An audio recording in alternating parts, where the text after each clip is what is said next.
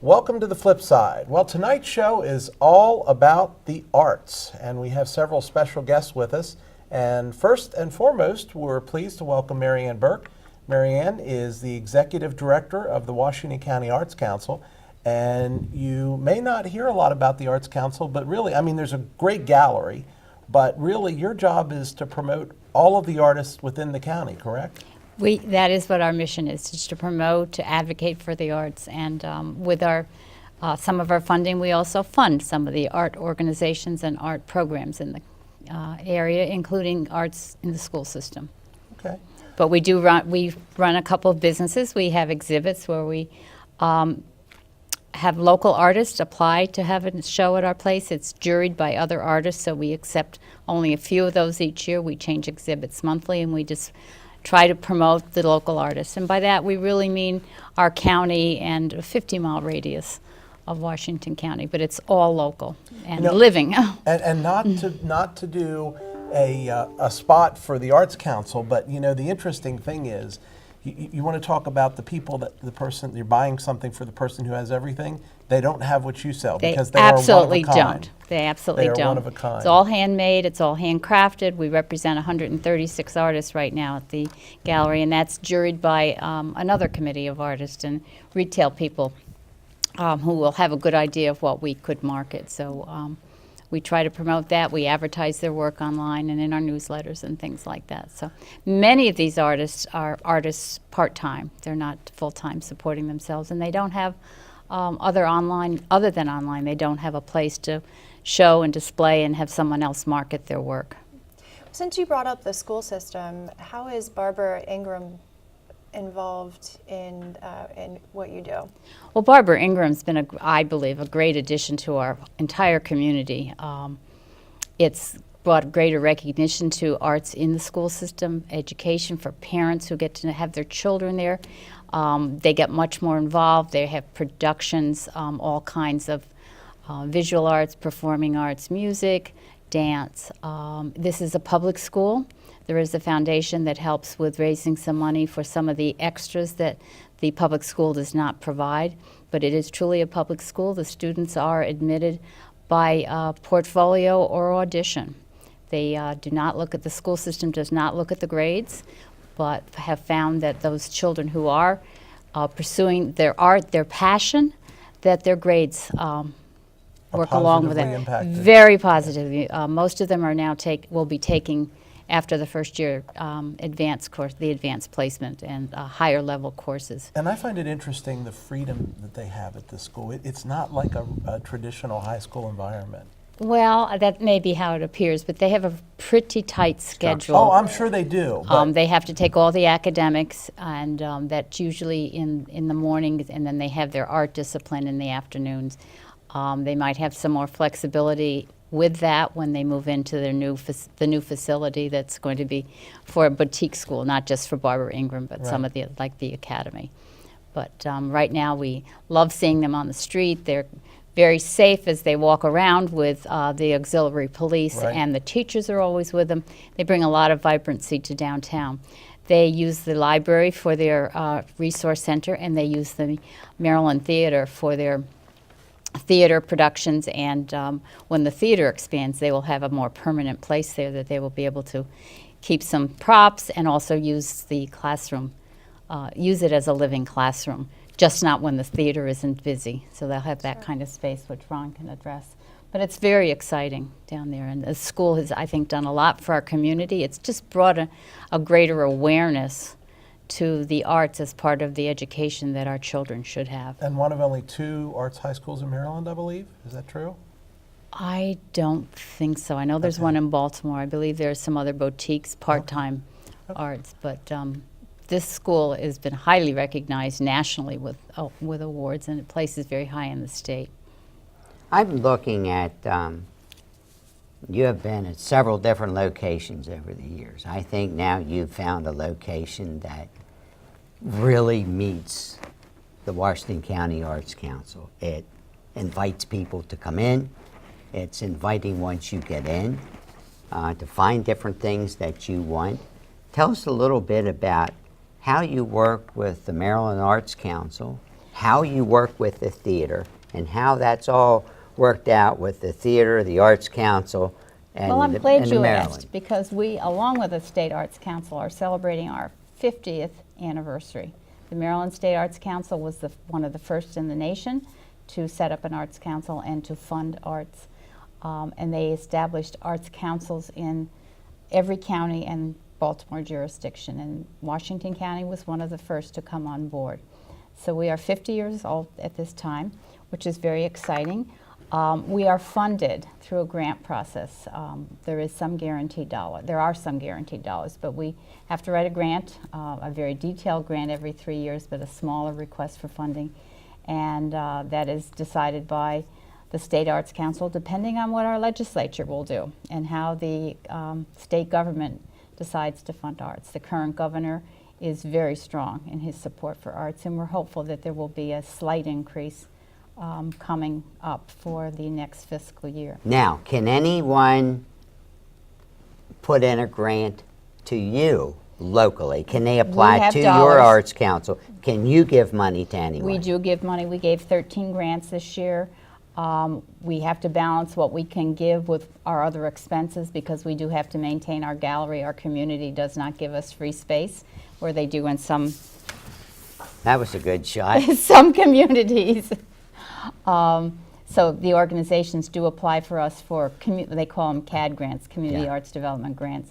The Arts Council is going to undertake a special appeal, this being our 50th year, to try to ensure some financial security for the coming years, but also to increase our grant capability in the following years. So we'd like to do that. Good. So we do that. We also have what we call arts and education grants. The school systems can apply for money from the Arts Council it's a matching grant, but to bring in artists or art performers, art experiences for children into the school system. Can an artist be somebody other than someone that draws? Can an artist be an the actor or musicians. actress? We have a new artist who's moved into the community. She's an aerial dancer. Nobody's requested her yet, but she's now living in Washington County. I say something to the Potomac Playmakers, because there may be some type of grant for some performance that you have. that may The Arts contribute. Council does already fund the Potomac Playmakers. There you go. We fund 13 different arts organizations in the community. Good. And thank you for that. You're As a welcome. member of Potomac Playmakers, You're welcome. We appreciate it. And we like to, our goal is to increase that, but we came off a few difficult years, about 9 years ago, and we are just about cleared with that, so we'll have some more dollars. It's our plan for the future. We just had our major fundraiser, and it was called The Art of Cooking, and we used that as a celebration for our year. We had more people attend and raised more money than we ever have before. It's a wonderful event. It's a lot of fun. I'm glad you liked So it. since you mentioned the anniversary, You want tell the me thing? a little bit about what the celebration is, the event that do you have an event coming up? We will not be doing a separate event for the Okay. 50th. We molded it into The Art of Cooking. Gotcha. Okay. And we greeted everybody with champagne, and we talked about it, and Wonderful. had a special meal that are prepared by local, what we call celebrities in the community. And each year we end up with a list of people wanting to do that again. Mr. Miller was a chef one year. Yes, I was, and enjoyed every minute of it. So Mary Ann, from an arts in Washington County perspective, we're certainly known for our retail operations. I'm not sure that's such a good thing anymore with all the retail stores going through downsizing. We're known for our history, but we're also known for our arts. Talk to us about some of the venues, artist venues in Washington County. Obviously, we talked about the Maryland Theater in Bispham. Washington County is, as you know, when we did a study back in 2012 with Sage Policy Group, that was one of the highlights of that study, that this community is rich in art and artists. We do have the world-class museum. We have the Valley Mansion House. We have the Maryland Symphony, the theater. We were at a venue last evening for an open mic night at 28 South. That was a great venue for us. The owner of the restaurant, E.J. Zussman, was very welcoming and gracious, and we do that once a month. So lots of venues for art. The gallery itself is a venue. We've had musicians in there. We show art. Schools, auditoriums. There are just a lot of a lot of places wherever you can celebrate art and show art and perform art and sing and dance. There are just lots of venues in art. And the Arts Council also does free concerts at the. We do concerts. This is a program with the city of Hagerstown, and don't know for sure yet if that will continue next year. But they've been doing that for many, many years. The city also in City Park we have. We no longer are involved with it. They run. There's a separate organization, gospel music every Wednesday night. We do the music by the lake on Saturday nights. There are festivals. We are just in the planning stages. In fact, announced our Blues Fest artist last evening. The Blues Fest will be the 1st and 2nd of June. We'll be in downtown. Before that, we will be doing the Blues Bash to introduce blues back to the community and show the art and celebrate and get ready and get everybody excited about the festival. That will be held at the Maryland Theater. It's coming up soon. It is. I have First part of another March. question for you. 21st of this month, Maryland Theater will go out to bid for the new addition to the theater. With the theater going out for bid and what the theater's proposed, with what the Barbara Ingram School for the Arts new proposal, with what Don Bowman's doing with the Masonic Temple, and what Charlie Sekula and his partner are doing with the Stube, do you all see yourself becoming a leader and calendar check to make sure people aren't double booking on the same night in that area? We are trying to do that. We have an arts calendar that the Arts and Entertainment District asked us to host, and we do that. It's on our website. We try to get people to use that.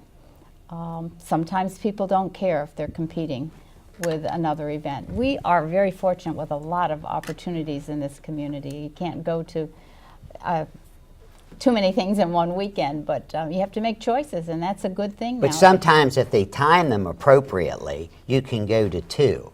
Right. So if, what Mary Ann has done with the Arts Council over the last several years is phenomenal. Well, thank you. And how we it's have the carried arts out. calendar, and we also do call for arts on our website.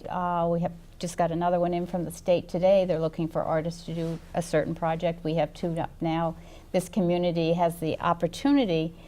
There is a committee that will jury this. Has the opportunity to bring 2 public art grants to downtown. One will be on the trail, which was a big project, and we're hoping to put another public art piece there, and then another wall art, interpretive wall art on the building that the city owns alongside the University Plaza. And those are 2 opportunities for local, and these have to be Maryland artists. So that's all on our website. There are all kinds of calls up there, just not for Hagerstown, but we do some national calls out there also. So Marianne, thank you very much. It was a pleasure having you. Thank you. If you haven't checked out the Arts Council website, and especially their gallery, please take advantage of that. Can you give us the hours on the gallery real quick? The gallery is open Tuesday through Friday from 11 to 5, Saturdays from 10 to 4, and I'm often there every day of the week, Yeah, so I I'm can sure. open by appointment. And we are open at least one night a month for a gallery opening and reception. And I wanted to point out that Ron was not skirting your papers away from you. We had a visitor in the form of a bug Oh, I thought that had landed No, it was a bug. on the paper, so that's why didn't see why it. He Ron rescued you. scooted the I had paper. all these notes here. For our viewing audience, please stay with us. When we come back, we'll talk on your to the executive director or the director of the Washington County Museum. We also will talk to Potomac Playmakers, and then we'll get into some normal FlipSide stuff. So we've got a lot ahead. Please stay tuned. We'll be back in 3.